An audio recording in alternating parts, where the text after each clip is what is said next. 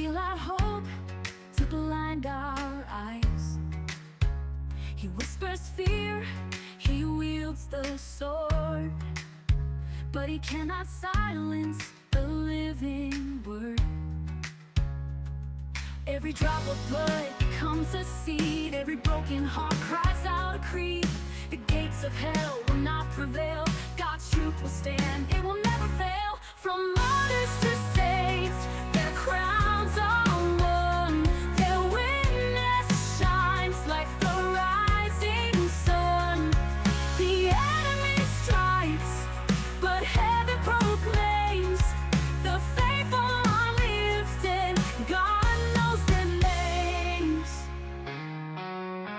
The apostles stood, though chains were near. They sang in prison, they cast out fear. And in our day, new voices rise. Charlie's faith still testifies. Every silenced word becomes a song, every trial proves where we belong. The Church of Christ cannot be destroyed, for death is swallowed up in joy. From martyrs to saints, their crowns are won, their witness shines like the rising sun. The enemy strikes, but heaven proclaims, the faithful are lifted, God knows their names. Will we bow to fear or stand unashamed? Will we hide the cross or bear his name? This is the hour, the choice we make. Finding the right words to use for this song. I have you in mind, so it won't take so long. Love is that I find you, but you're here, and so I love you.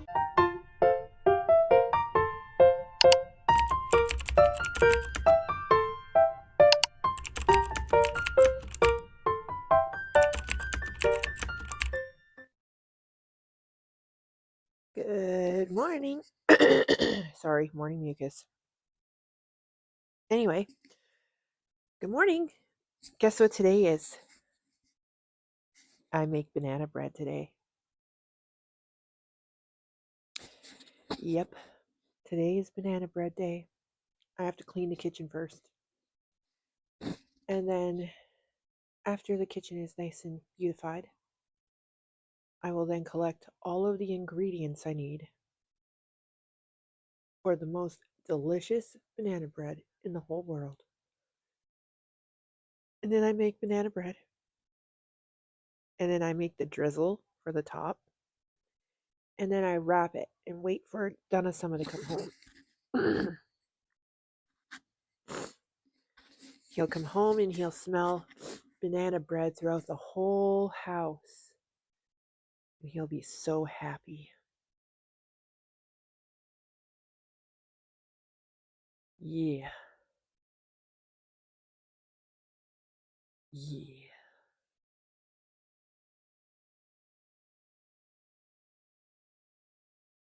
Other than that, I'm trying to decide on what to make for dinner. Tuna casserole? Or does Donna Summer want to make something like pulled chicken fried rice? Don't know. But if he does want to make fried rice, I will make the rice for him. Because I do enjoy cleaning the rice and then making it for him. You know what I mean? Hold on, guys. I think I need some water.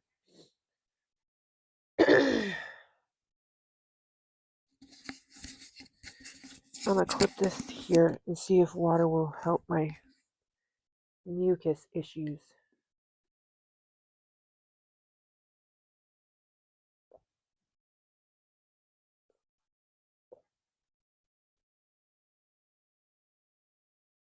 Man, that's some good water.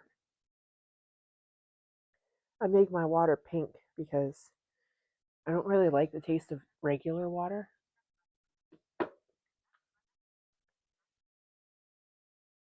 So I add this strawberry lemonade squirts.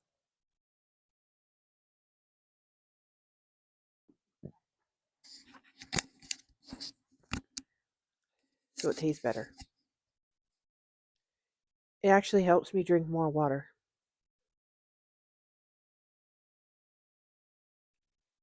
So yeah.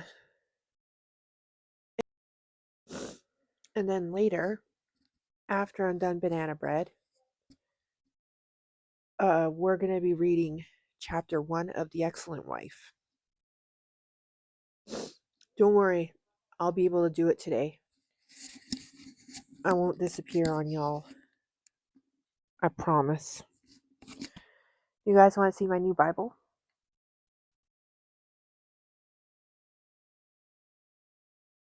It's rose gold.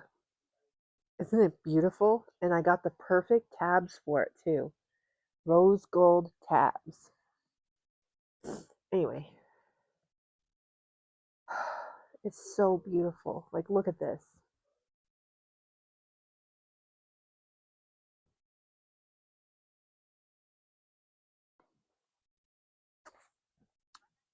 Like, I don't even want to color that because it's just too beautiful. I want to leave it like that. You know what I mean? There are some parts that look like you can color them, and then other parts that look like it's just supposed to be like that. You know what I mean?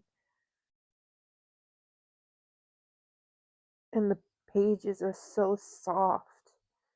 If you guys know anything about me and books, I have a huge love for books that have soft pages. And these pages are soft.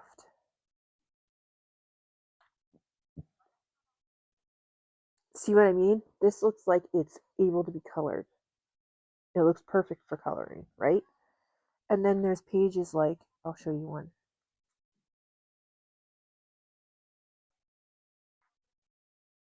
Oh, these pages are gorgeous. I love these pages. I love them so much.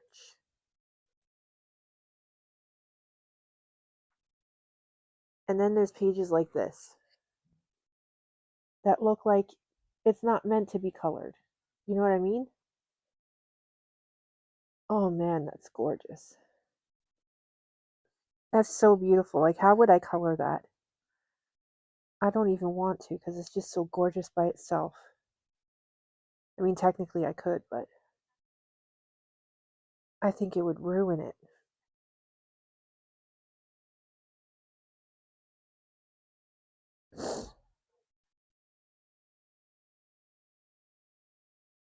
Anyway, if you didn't know, I've already gone through and did all of the highlighting that needed to be highlighted for women's studies. It's the most gorgeous thing. I remember when I got my King James Version when I was a Protestant, and I got the creative journaling King James Version Bible that I could color in as well. Oh my Lord, I had so much fun with that book. I would bring it everywhere with me. That Bible was my main Bible after I got it. However, my main Bible right now is not my Inspire Catholic Bible, but my women's devotional Catholic Bible. That's my main one right now. But for women's studies, I'm going to be using Inspire Catholic Bible because it's just gorgeous. It's gorgeous. Anyway, other than that, I've been reading my Bible, of course. I'm in Sirach finally, or Sirach, whatever. And I've also been working on my my wallets, which I still have to do today. I have to work on my wallets today as well. So probably before I go downstairs and clean up the kitchen, I'll have my medicines, my second cup of coffee like normal, and then I will come up here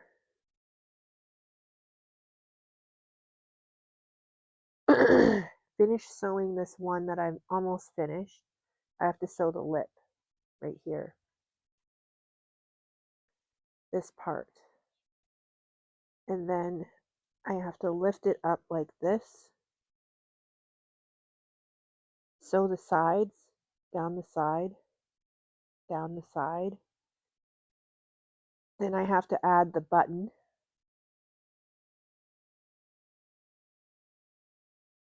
and the little bow that I put on them. And then I'm done one whole one. One whole one will be done. And then I work on the next one. For the lace, this lace frilly part that I make on them, it takes 4 hours just to do that alone.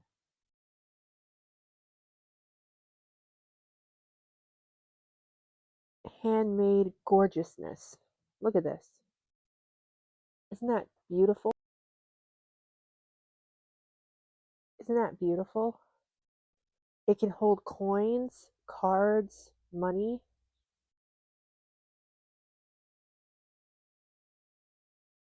It's perfect size for cards, money, coins.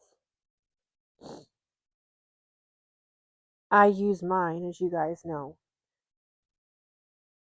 I'll show you mine. I made it over a year ago.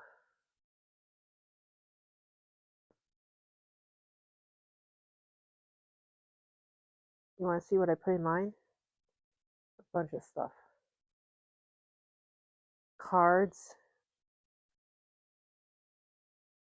All the main cards that I need.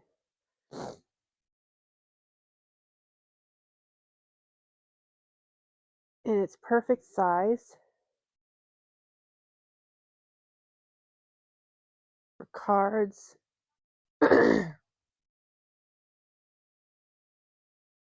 Change. And money bills. I got stickers in there though, because sometimes I need my stickers in my one of my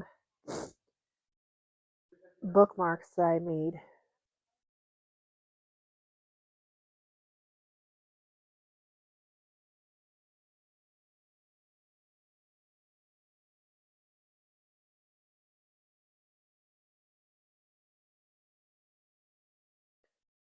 Anyway, it all fits in here nice and neatly, and it's perfect to just grab and go.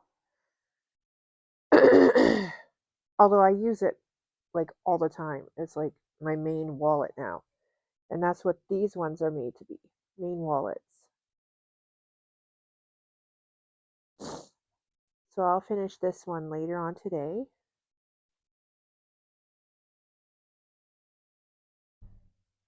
It'll be perfect. Oh, I can't wait till I finish it. And then it'll find a forever home somewhere after I put it up on Etsy. I have to wait till I'm finished all 10 of them first, though.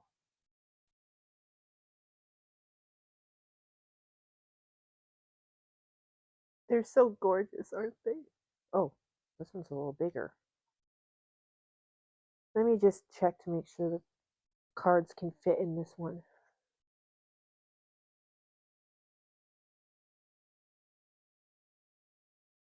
Oh yeah, cards can definitely fit in here. Oh yeah, cards can fit in here. It's big enough. See? I just put a card in there. And then it'll close like that.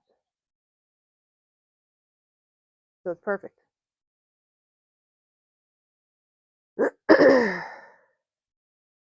Perfecto.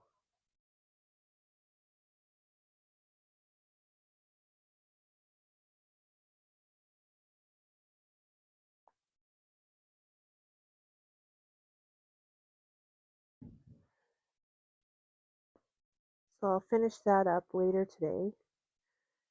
And then I'll start on another one. The lacing part is going to take forever. So I'd rather do it in the evening when I'm winding down for the night because it's quite repetitive work. The frill part is very delicate, and so I'll want to work on it like repetitively, you know what I mean? So yeah, I'll work on the lace part later.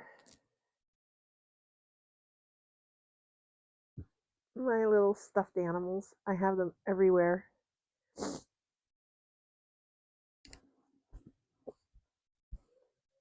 I love this one so much.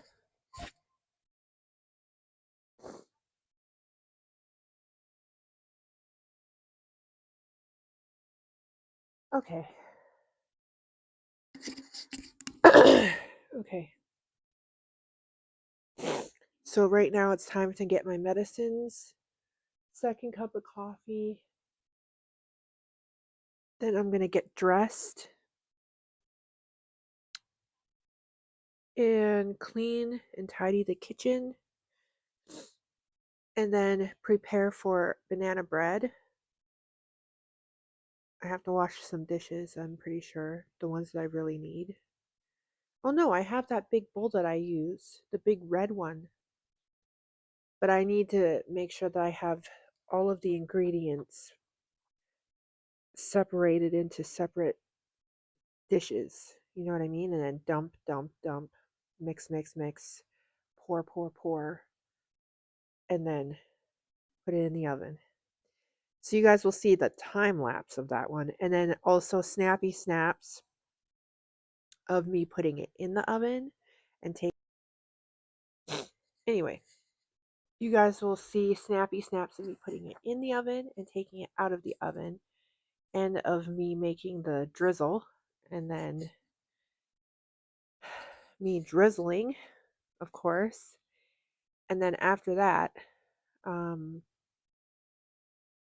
more than likely, I will either be beginning rice if Donna Summer wants rice for pulled chicken fried rice, or you'll see me place out the ingredients for tuna casserole. So yeah, there's that. But for now, I got to go and take my medicines and have my second cup of coffee. Oh, can one of you turn on the coffee machine? Turn on the coffee machine?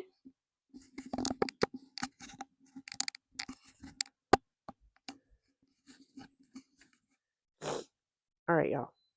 I shall check you guys later, okay? You'll get snappy snaps of lots of different kinds of things, okay? Later for now. You can learn and adopt more graceful, gracious behavior if you decide to. You maybe are picking clothes that you are more graceful in and you don't even realize it. When you feel attractive, you're going to feel more graceful, and it's going to be much easier to be aware of it. I think you can read people and read how firmly you want to shake their hand.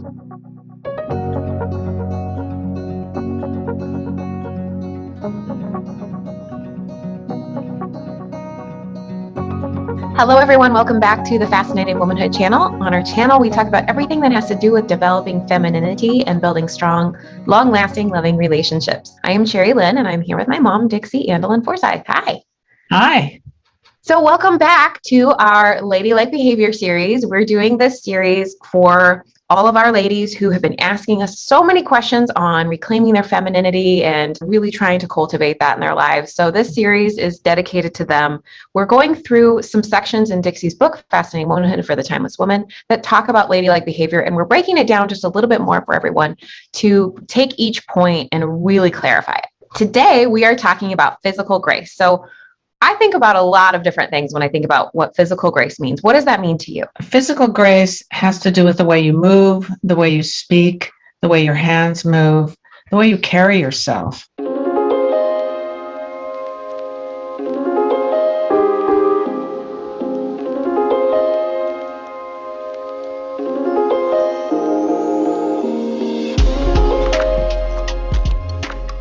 When I think about physical grace, I immediately go to like a ballerina. And I think to myself, oh, she's that way. And I don't know if I could ever be that way. And I think there's a lot of ladies out there that might be thinking that physical grace is not you, or something you can't attain, or maybe you're perhaps born more graceful. What do you think about that? The ladies that think that? Well, I happen to believe in people, and I think that we can learn many things. We all learn many things in our life. There's things we can say, I want to be more like that, so we adopt it. You can learn and adopt more graceful, gracious behavior if you decide to. And a ballerina, I'm glad you mentioned a ballerina. They're certainly not born being able to dance. They have to take many years of grueling practice and work in order to become a prima ballerina. It takes many years. There's nothing wrong with us working on this, because it's a great thing to have, and it comes more naturally for us. It's not about you being this perfect example of delicateness. It's more about you refining yourself. And I think all the topics that we're going to cover in today's video have to do with reaching this goal of physical grace, that have to do with just becoming more charming and pleasing. So it's actually very attainable, and you can do these very things. much. And before we get into our little list, because we have a small list of things we want to go over, what do you think the impact is of a woman having physical grace, developing the skill? What impact is that going to have on men? It makes them feel more comfortable. It makes them feel more acceptable. It makes them want to be around you. It gives you more influence with people. Influence. Now, you can use that influence for bad, but why would you? When you use influence for bad, it always ends up not working very well anyway and hurting you in the end. It helps others to be more accepted, to be more validated. All we have to do is imagine how we feel if we're around a gracious person. How do you know if you're graceful? How do you know if this is something that you need to work on? Like, how do you understand this? I think that when you kind of look inwardly to yourself, have you ever watched a movie and think, I would like to be more like that? If you would like to be more like that, you probably can use some of those attributes. If you want to be more like that, there's a sense of something's missing in me that I want to add to. And even if you do have a lot of grace, there's always more. I don't think you ever kind of, arrive at where you're, now I'm there. Yeah. We all have many areas of our lives to work on, but that's okay. This is a lifelong process. I agree. I think it's fair to say that everyone can work on this, almost everyone. Why not? And you might have been good at it at one point in your life, and it's maybe slipped away. I don't know. These are great points that we're going to go over today that will help you to attain a little bit more physical grace. So there are so many aspects of physical grace. We are going to cover two very important points, and each point is pretty lengthy, so that's why there's only two.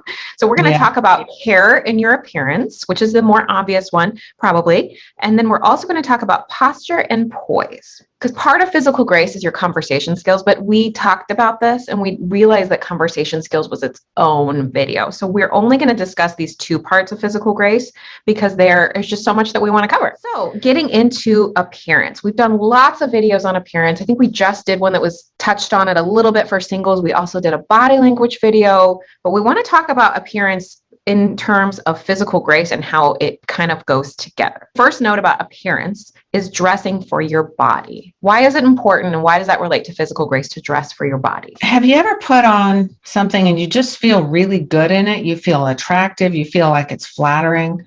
You feel like, gosh, I wish everything in my closet made me feel this way. I know I do. And then there's these other things you think, what did I buy that for? Well, I better use it because I spent money on it.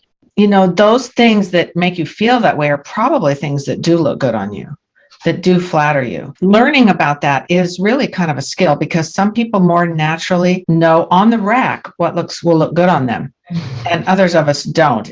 Others of us have to learn through, I hate to say it, trial and error. In my case, lots of error, where I finally learned I can't wear this, I don't look good in that, or I do look good in this. When I think about the most graceful women, the women that I admire the most, the way that they look, the polish that they show in their body, and they're not all necessarily tiny little, like ballerina kind of women. When I think about those women, I realize now that we're talking about this, they always wear things that look good on them. They always Right. take in their appearance. And part of that is, like you said, figuring out what looks good on your shape. And I know a lot of ladies might hear dressing for your body and they say, well, great, I'm just going to put something on that's really comfortable. And what's comfortable isn't necessarily what's going to flatter your shape. And you can find comfort with flattering your shape, but you have to do a little bit of experimenting to figure that out. And I think a lot of ladies, that's where they stop, because they say, well, I'm really tall, I can't find anything that fits me, or I'm really short, I can't find anything that fits me, so I'm just going to go for this. This is where we're saying find thing. Don't fall into the trends. Don't worry about the trends that are going on. Just find something that fits you. And it doesn't have to be a lot of pieces. I have to say, we live in a time right now, maybe it'll change, I hope it doesn't, where there's so many styles that are in style. When I was real young, there were certain like skirt lengths that were in style. And if it was any longer than that, you were out of style. Yeah. Now you can wear, I've seen sites where they have mini, midi, and maxi dresses, and they're all in style. There's bell bottom pants, there's straight leg pants, all these styles. There's so many styles that you can choose from. But the point is that when you feel attractive, when you feel pretty, and you've dressed up, you're going to be more graceful. When you feel attractive, you're going to feel more graceful, and it's going to be much easier to be aware of it. The next point we have under appearance is fabrics and then colors. So fabrics are really important. Do you want to talk a little bit about how you select your fabrics? Well, some of it's practical, and I know some of you are practical too. I like fabrics that are not dry clean only, if possible, but fabrics that are soft, that don't wrinkle, that you don't have to iron every time you pull them out of the dryer. Considering all those things in your fabrics, patterns that are attractive. As far as colors go, find colors that you feel good in. I remember my mom once thought that there were certain colors she couldn't wear that didn't look good on her, when the reality is it's more like certain shades of colors that she probably wasn't as good on her as maybe others. Picking shades of colors, patterns, things like that. And if you don't naturally have, I hate to say good taste, because it's all in the eye of the beholder. If you feel like you're lacking, there's so many things online you can look at, get help with as far as colors, fabrics. One of the things that I really enjoy about this subject of fabrics is that a lot of ladies think of femininity and being graceful and looking polished as these restrictive clothes that aren't comfortable, bows, ruffles, things that are just kind of the cliche feminine things. It's not just that. If you really look at a really soft fabric, I mean, your guy holding you and snuggling you, he's going to be delighted to snuggle you or to kind of sit closer to you. You probably do too, but I have a pair of yoga pants that I wear for the gym that Bob loves when I wear them, because the fabric, he just feels like touching it. Well, we had a thread on our Facebook group the other day that it just really stood out to me when we're talking about this. These ladies saying, well, my husband doesn't like me dressing up. Like, my husband doesn't like me wearing fancy clothes. He likes me in my, jeans and t-shirt or whatever. And it makes me think of what you just said. Well, perhaps you're mistaking. Maybe he likes some of your jeans because you pick some soft kind of, like, there's some really luscious fabrics for jeans. There's some really great soft t-shirts out there. Maybe he just loves the texture of what you're wearing. You never know. Maybe just also notices that you're very comfortable in those clothes and he likes your physical grace when you're wearing those clothes. That could be happening too, is that you maybe are picking clothes that you are more graceful in and you don't even realize it. Yeah, that's a very good point. Fabrics are important for you as well as for him. The next one is not going to extremes. Now, this has to do with modesty and taste. So what do we mean by that? Leave something to the imagination as far as you're showing your body. It's not graceful. It's not gracious. I know that we mean to be feminine, to be attractive.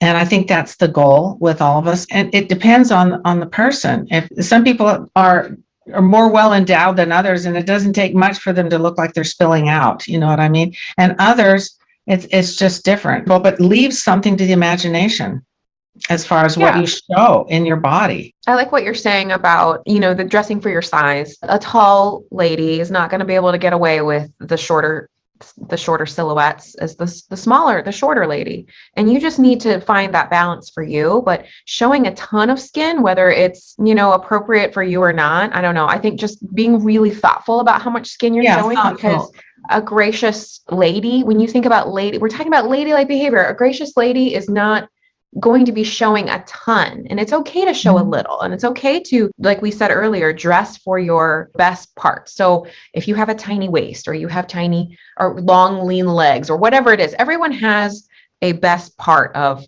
their figure, and whatever the best parts of your figure are, I think it's great to show that off, but be thoughtful about that balance of showing everything off or showing off too much, because you're going to send the wrong message. I agree. Yeah. Also with taste, one thing I just want to say about taste is really being thoughtful about some of the prints and the cuts of things that you're wearing. If you're wearing, I've seen this, like some ladies like to wear like cartoon printed things, and I guess that's fine if you're into that, but just, you don't want to send off that message that you yourself are childish. You know what I'm saying? I know what you mean. I just think there's prints that you can pick that are a little bit more polished, such as floral prints or plaids. And there's even really cute stripes that you can get. There's even, if you're not into prints, you can get textures, lace. There's so many different things that you could choose, rather than that maybe perhaps a little bit more the same. You mean not just the same thing? Right. Well, just, I don't know. I keep going back to this like cartoon thing. I see it a lot. I see, especially with older, more mature women, it's just the cartoon kind of prints are just not the most polished look. If you want to wear them from time to time, I think that's Just great. for fun. But for fun. But if you're going to Disney World and you wear the Disney stuff, that's great. But if you're wearing that on a daily basis, you're not sending this message of polish. I agree. Yeah. And then the last one is just being thoughtful about self-care and taking care of yourself with your appearance. And taking care of yourself is number one, good for you. And it affects people around you. It may not seem like it does, but it does. The messages that you send off just with your physical presence and how you move, and the way you dress affects how you move. Have you ever felt really gross because you've been under the weather and been in bed and you haven't bathed, and then you clean up, and the difference in how you feel? And you think, I know for me, I think if I've just slept in a little bit and then I get dressed, I think, how could I stand to have not gotten dressed sooner? Because it feels so much better. Yeah, sometimes this is even just about, do I go ahead and buy myself the extra little thing at the store, beauty item that makes me feel good, that no one's even going to see? And I think some people take the self-care thing a little bit in the wrong direction and say that women that are pampering themselves regularly are spoiled and they're not as hard workers or something. I've heard all kinds of wild things about this whole self-care thing. And I think it's about finding that balance for yourself. And because you can go too far. You can all be about me, which is not where we're going either. I think so many of us don't have the best self-esteem. If everyone had great self-esteem, we could more minimize some of this, but a lot of us don't. It's hard to keep it, even if when you have it, because some people are mean and the world can be kind of tough. Sometimes the little things you do in self-care, whether it's filing your nails or putting bath salts in your bath, or some nice conditioner, something for your hair, can make the difference in that day, how you feel about yourself, which affects how you feel and act towards others, and how graceful you are and gracious.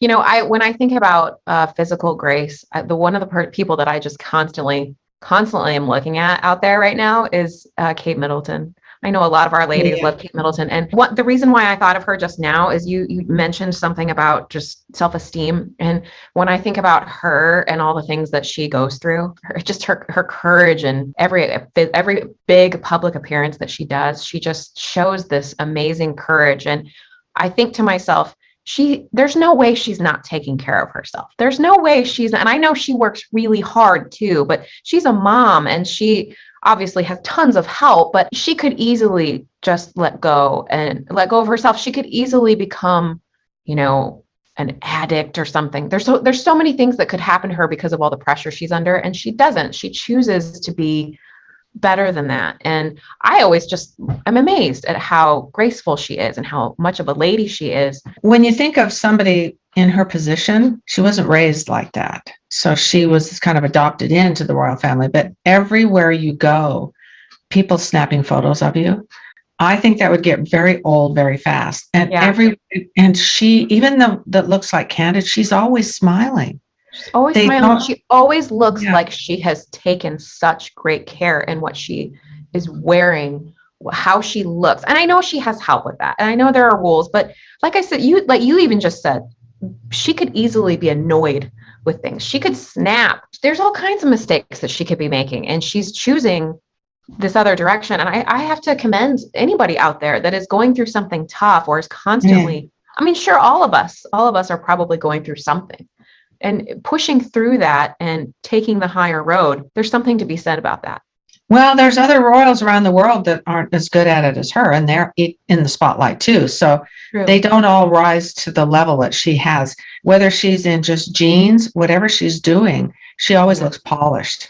Okay, so we went over the appearance. Now we're going to talk about posture and poise. To demonstrate a lot of these, you need a lot of visuals. And we discussed maybe doing some of these for you all. And I can't even tell you how funny this conversation was. We were just kind of laughing because we were trying to figure out how we would demonstrate like a handshake and sitting. And we were just like, we're not the right people probably to film it. We probably don't have the right equipment to film it. And we probably, I don't know about you, but acting is not my greatest talent. So we want to give you the best possible visual examples in every video we do. So we actually chose 2 actresses to use as a positive and a not so positive. And it's not to shame anybody. The people that we picked, like, I don't want to say the actress that we picked for the negative is just like this awful person. It's just that we just so happen to notice very extreme positives and rather extreme examples of bad. So we chose Lily James. For the bad examples, we chose Amy Schumer.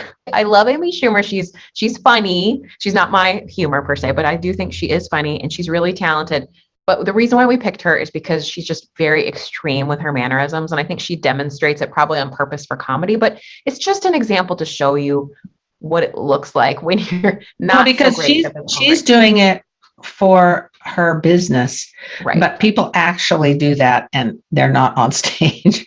Right. So that's what we're talking about. I love that we chose Amy Schumer because we could have chosen a lot of really extreme, kind of like obnoxious actresses, but we chose her. One of the reasons why we chose her is because she is an attractive woman. And a lot of times that you see bad examples as women that are overweight and don't take care of themselves. They're not attractive. And that's not exactly accurate. A lot of times you can see a really beautiful woman who is not graceful and she becomes less beautiful. And so we wanted to show someone that was a little bit more attractive. For posture and poise, the first one is the handshake.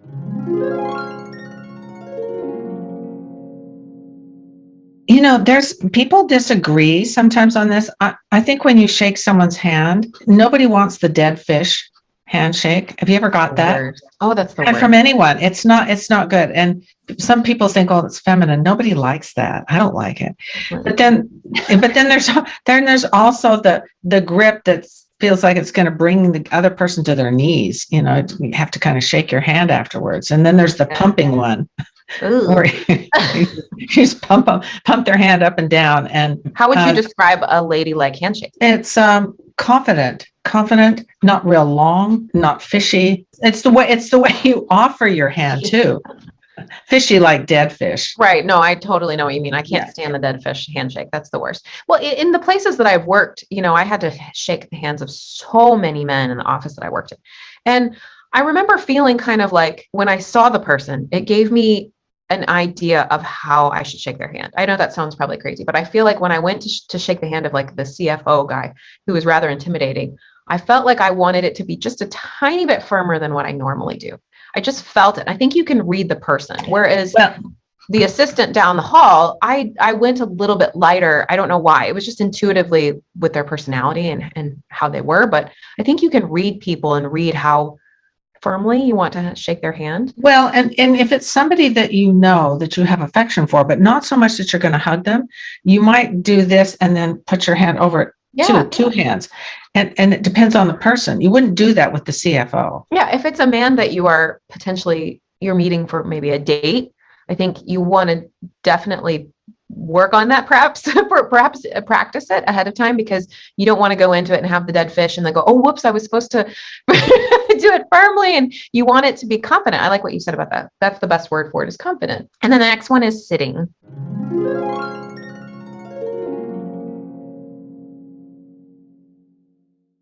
A lot of us are guilty of this, of just basically plopping down in a chair. If you ever see it on TV, or you recognize it immediately, but sometimes we forget that if we do it ourselves, you just kind of fall into the chair rather than glide into it. It's not that hard to do it right. But then notice how you're sitting. And the other one is sticking your bum out really far before you sit down. Some of us do that. Kind of bed like this and lead with your bum, you know. Wait, are you saying that's a good thing or a bad thing? It's not a good thing. You were saying that? I thought you were giving that as advice. I was like, no, don't lead the sit down with your bum. Got it. Yeah, because then it's kind of, okay, I see what you're saying. It's not attractive. It's just not attractive. It's not you don't graceful. want an imbalance of weight at all. And this is really tough when you're tired or when you're just not even thinking about it. Maybe you go to a restaurant and they seat you at a booth and you have to slide to get in there. Yeah. It can be difficult, but just, I think I like the word that you said earlier, glide. Just think about gliding.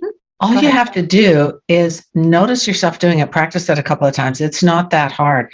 You think, how do I sit anyway? And then you just sit and you think, oh my gosh, I was leading with my bum. Another thing I'd like to say about sitting is just how you're sitting. It's not just about how you get to the chair, but when you're sitting in the chair, what are you doing with your legs?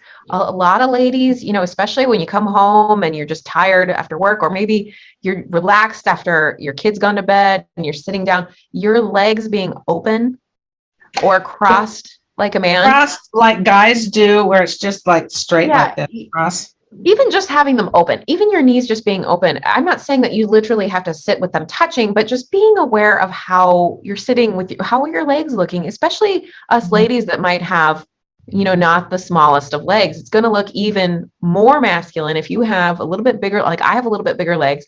And when I sit with my legs open, I've caught myself a couple times in the mirror. I'm like, ooh, it just does not look nice. It doesn't. Or if you sit with like this, with your, you can't really see my legs, but the legs apart, and then you're kind of like that with one hand on each leg. It isn't just about how it looks, though. It's about how, like when I saw my reflection, that the time I was using as an example, it's about how it makes you feel. And I didn't feel good. I didn't feel myself. And you can accidentally slip into this habit where you're doing it all the time, and it just suddenly starts to feel like yourself. Like these clips that we're showing of Amy Schumer, that's just who she is. That's just how she is. And you can see how with these clips, how she appears right next to Lily James. We show them side by side.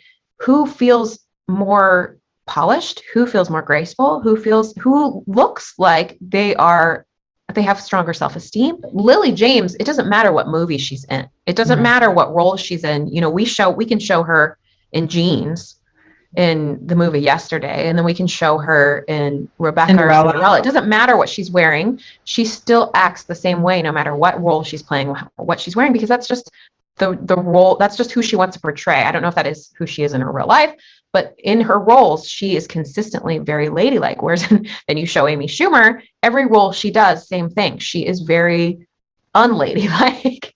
I feel bad saying mean things about Amy Schumer because I like Amy Schumer, but she's just a perfect example of how to not be ladylike. The next one is walking.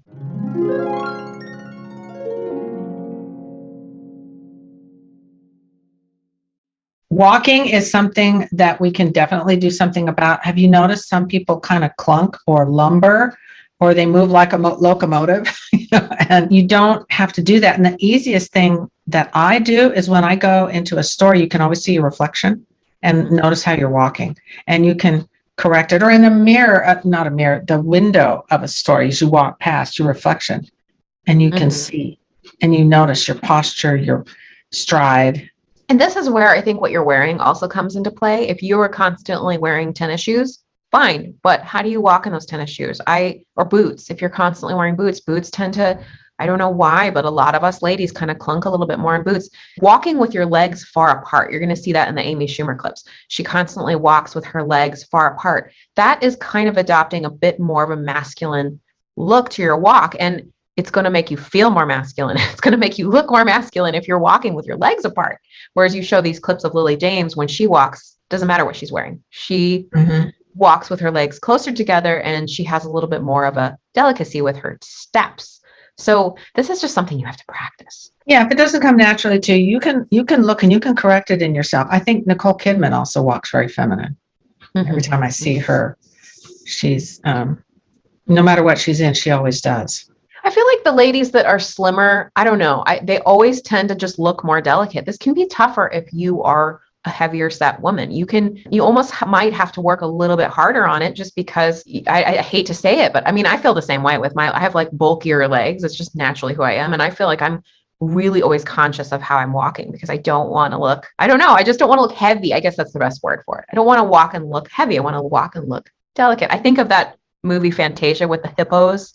Oh, yeah. And how they're twirling and they look so so delicate, and it's just, they look so delicate and pretty, and there's something so charming about that. I'm not saying that ladies out there are literally hippos, but I think about how if you're a little bit heavier, it's a little harder. You have to work a little harder in it. But okay, and then smiling.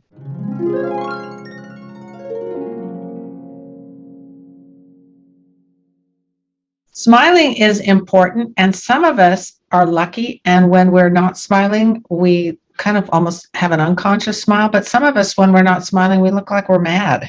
Yeah, and because it's kind of naturally like this. Mm-hmm. And so maybe for those of us that are like that, we can learn more to just smile more. Smiles are free, and they reflect how our attitudes about things, how we feel about people that we're around. You can even smile to yourself when you're alone. When we're talking about the two examples of Lily James and Amy Schumer, you show the two of them. Amy Schumer's just like that. When she's not smiling, she does kind of look a little grouchy. She looks a little grumpy, and it's a perfect example of how she just doesn't look as ladylike. And you show Lily James, who's constantly smiling, even if it's not with her teeth. She almost smiles with her eyes. Yeah. That? The next one is hand movements. Hand What do you mean movements. by that?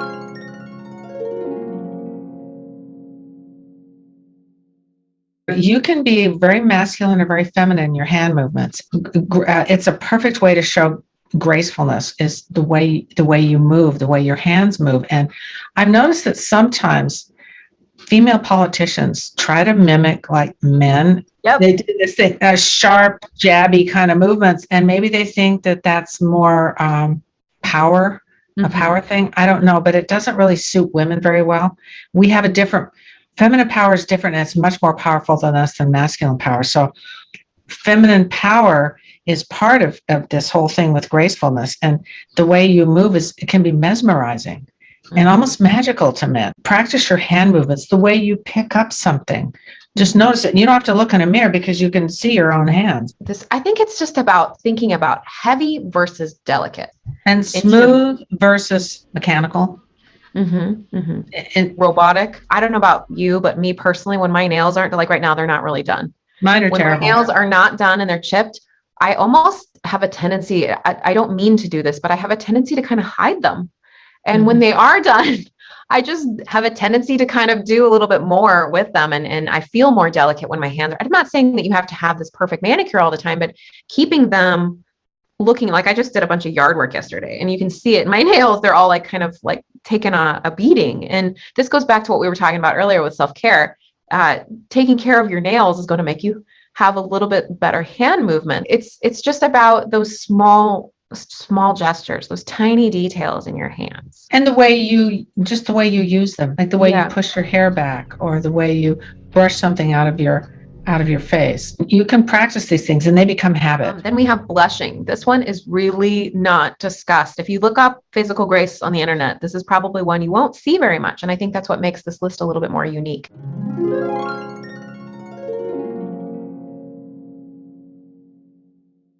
Blushing is unconscious, so you can't control it. If you're not a blusher, you're not going to be. But some women, when they do blush, they're embarrassed, and they shouldn't be, because it shows vulnerability. And it's attractive. Showing vulnerability can be a good thing. Well, and blushing it doesn't necessarily mean that your face is literally red or pink. Blushing, didn't you say this in your book? Blushing can even just be the feeling of blushing, meaning the feeling of vulnerability, which I found interesting. But some women, you do. Some women and men do blush when they get embarrassed, self-conscious, upset, but it can be an attractive thing. So don't try to hide it. When you don't blush, that's okay. You can still show this, right? Right. Like, for example, if somebody gives you a compliment and you're flattered, but it's also a little embarrassing because you don't know what to do.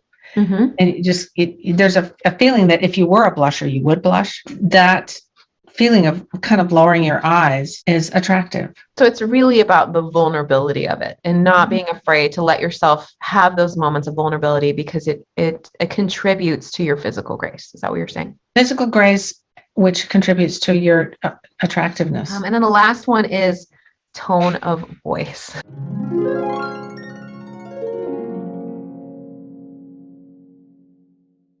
This is such a big subject. We actually did a tone video. So I apologize that we kind of were going to like skim over this, because we just already did a video. You can just watch that video. We'll attach it to the screen. But this has to do with just practicing on how loud you are, how deep you. Some ladies have a naturally deep voice, and that's which is okay. fine. Which is fine.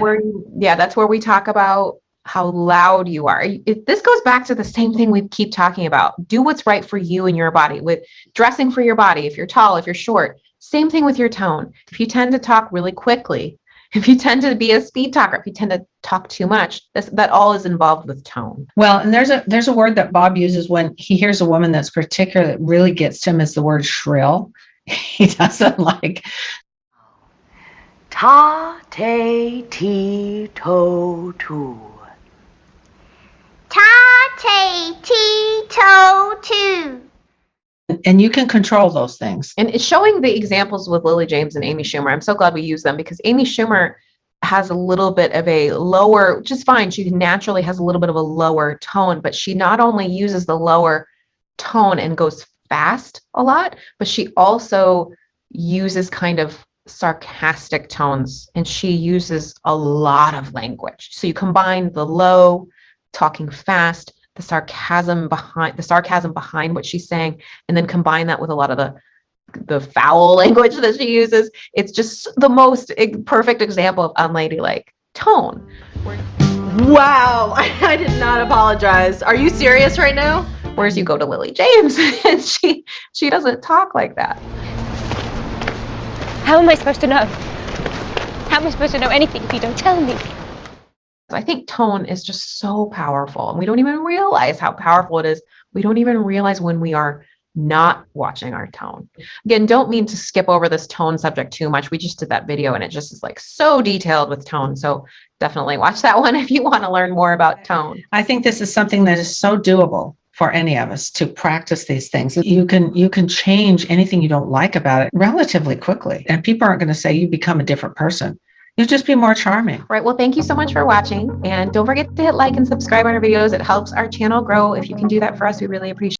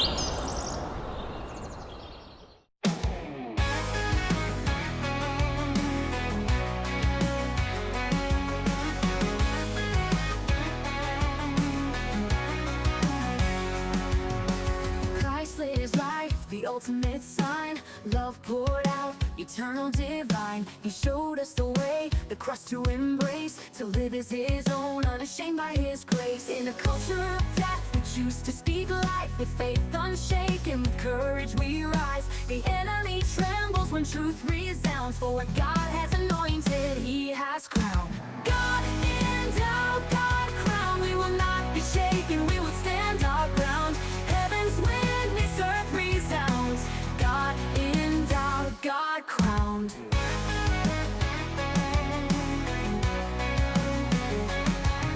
I see it in Erica, I saw it in him. A faith unbroken, light that won't dim.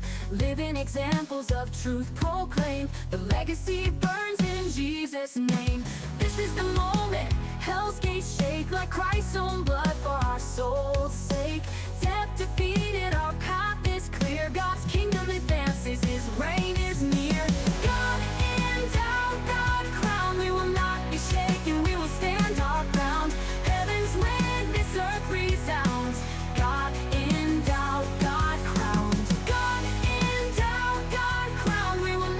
shaken, we will stand our ground. Heaven's witness, earth resounds. God endowed, God crowned.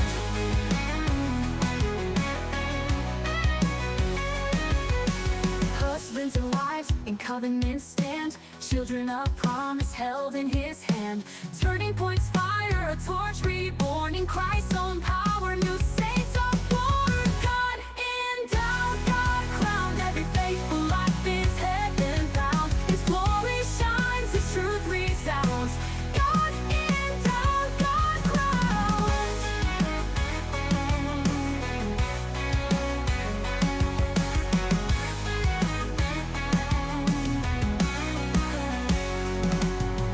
God endowed, God crowned. We will not be shaken, we will stand our ground. Heaven's witness, earth resounds. God endowed, God crowned. God endowed, God crowned. God endowed, God crowned.